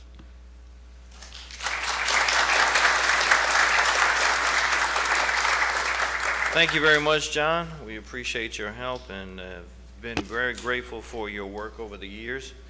It is now my pleasure to introduce Pat Bannister, who is the Director of the St. Louis Development Corporation and Deputy Executive for Business Development. He has served in this capacity for over 29 years and has been a very faithful government servant here for the city, which I've had the pleasure of working with for 20 of those 29 years. And he does everything that he can to assist the business community here in our city and those who would like to locate in the city. So you will find him to be a great asset to you. Pat Bannister.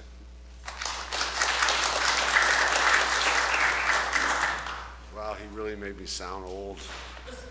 I am Pat Bannister. Good morning. I work for St. Louis Development Corporation. And the St. Louis Development Corporation is a very clear mission. We work with businesses to grow jobs, investment, and tax base in the city. It's sort of all inclusive. We are a private, not-for-profit corporation. The St. Louis Development Corporation, this not-for-profit, serves as an umbrella. Under the umbrella of that development corporation, we have 9 different development boards that meet every month that transact the actual business of economic development in the city of St. Louis. St. Louis Development Corporation is divided into 2 pieces.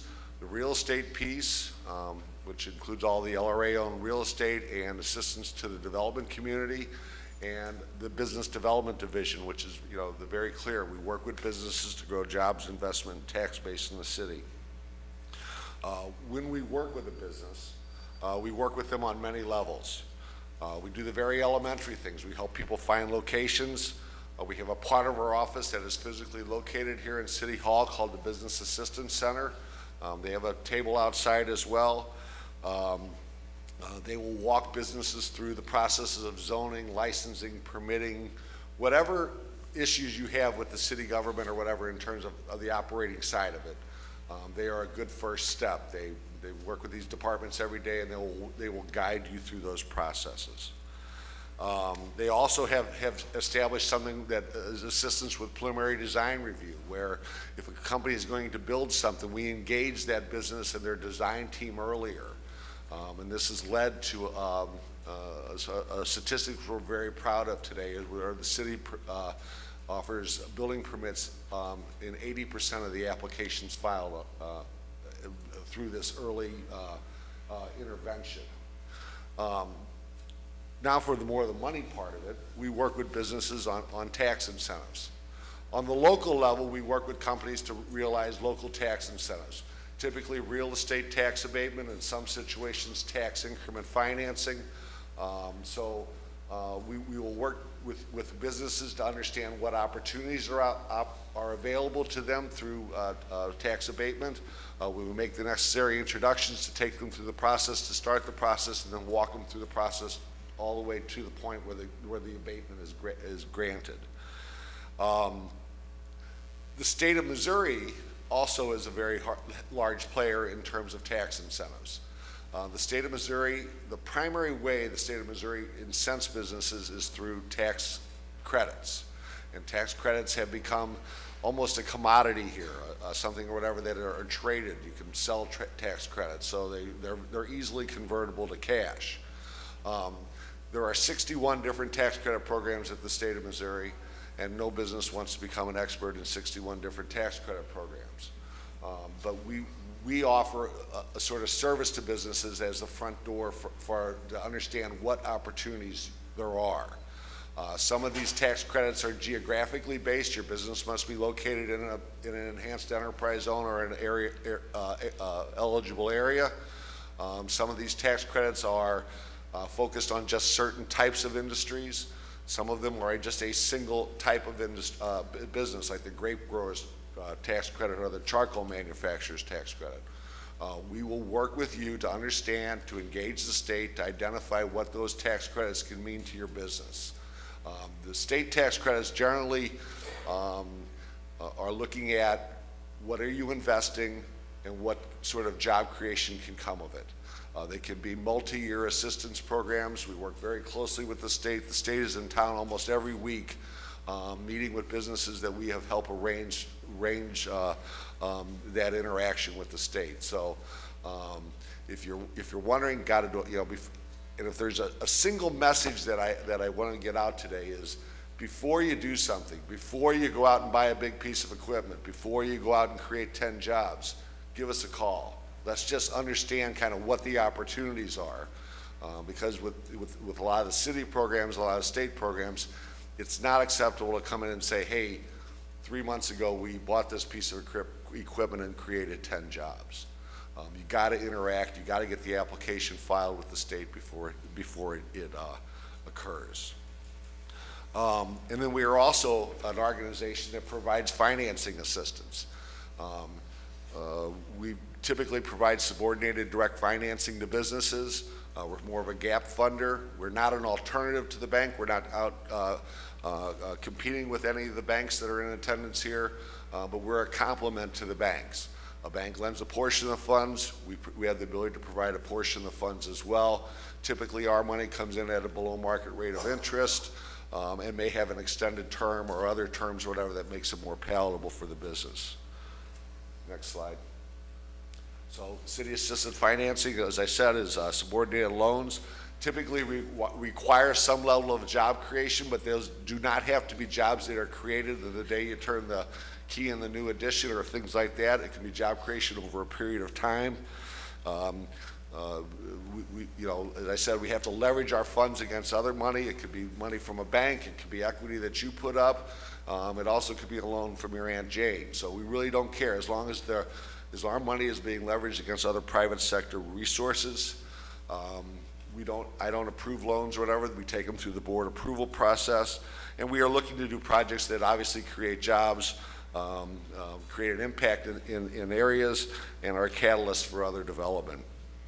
While I'm talking about the finance program, I want to recognize one person here, Michelle Stuckey. Michelle is our manager of project finance. She works with the businesses. I'm the guy that talks about the programs or whatever, and Michelle is really the person that goes out and makes the deals happen. As much for our banking people that are here, I want to remind everybody that we are a SBA 504 lender.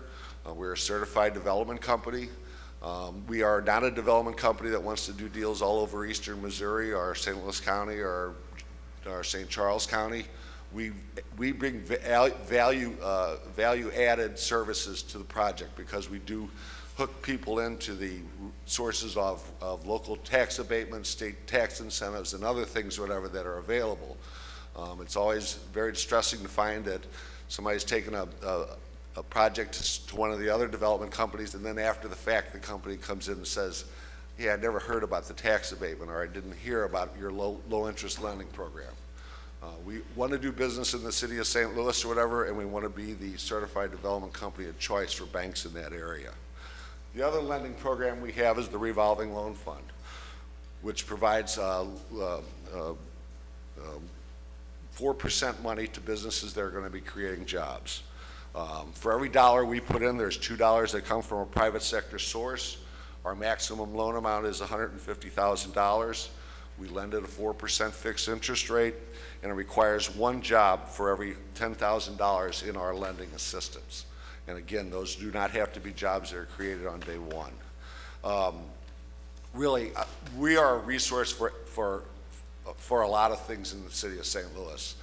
If we can't help you, we will direct you to the proper source of assistance that may solve your needs. And again, if there's one message to get out is before you make the investment, before you add the jobs, give us a call. Let's see if there's something or whatever that we can do to help you. And that's next slide would be my contact information. Thank you very much.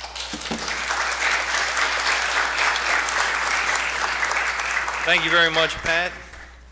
Well, our last speaker today is Mr. Michael Holmes. Michael Holmes is currently the Executive Director of Slate, and I have had the privilege and honor of working with him as well for the past 20 years in various capacities in his previous life at the St. Louis Community College, where he worked very, very hard as director of the William Harrison Center, and you can now see the manifestation of that hard work in the form of a brand new facility on Cass Avenue by Vashon High School that is serving over 500 young people in our city.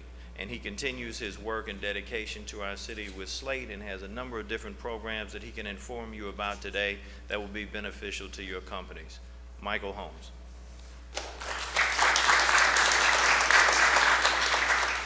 Thank you, Collector Mike McMillan. And that's true, I have not been working with Mike 20 years. I don't think I've been in St. Louis 20 years. But I've been working with Mike for a long time. And ever since I walked into the city, he was the first person that I met. And he really had a passion for the community and what we needed to do at the college. And so we have just really, everything we do, city and with the college, I always call Mike, okay, how do we do this?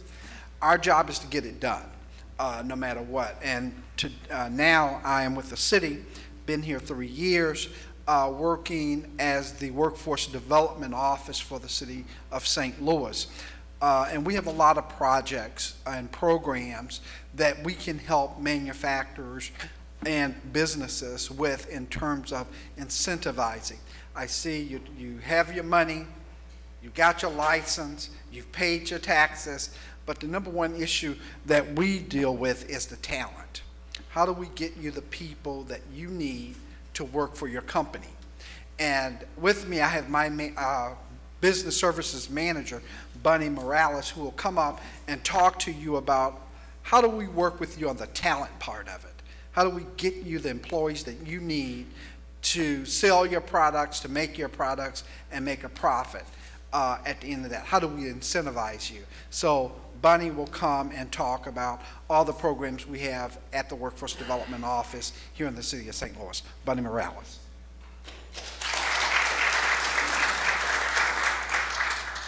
Hello, my name is Bonnie Morales, and I'm the Business Development Manager at Slate, Missouri Career Center. We are a City of St. Louis agency representing the state of Missouri Career Centers, and we receive our federal funding from Department of Labor. So we are really entrenched in the government agency aspect, but we do not think government. We think business as far as our business services department is concerned.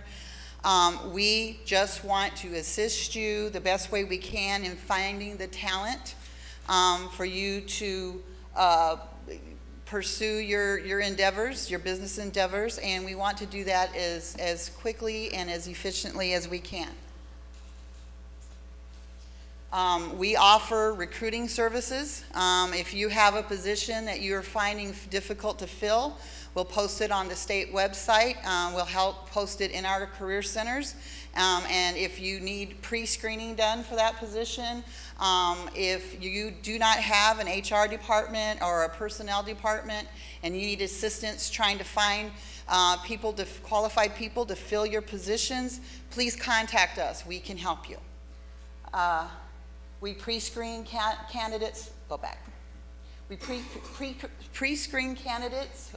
We do applicant referrals where we are also known as the unemployment office, which that's not true. People do come and do their 4-week reporting at our offices, but we are not the unemployment office. We are a career center. So we have those individuals in our as a captive audience for at least a couple hours a month that we can reach out to them. If you are looking for a qualified individual, we can actually reach out to them, let them know that you're hiring, and refer them to you.